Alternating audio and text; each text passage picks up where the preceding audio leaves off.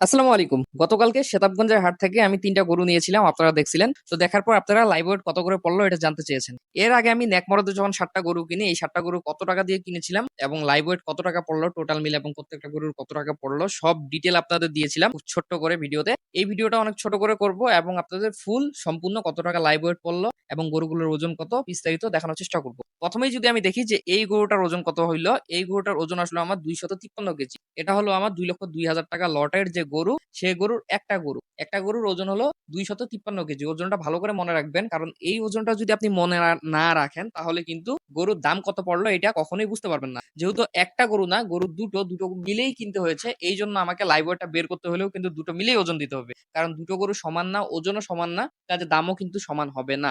এখন যে গরুটা উঠিয়েছি এই গরুটা এবং এর আগের গরুটা, দুটো গরু মিলে আমি কিনেছি হলো ২,০২,০০০ টাকা। এই গরুটার ওজন হলো ২১৮ কেজি, ২১৮ কেজি আর ২৫৩ কেজি, টোটাল হলো ৪৭১ কেজি। আর আমি গরু কিনেছি হলো ২,০২,০০০ টাকা।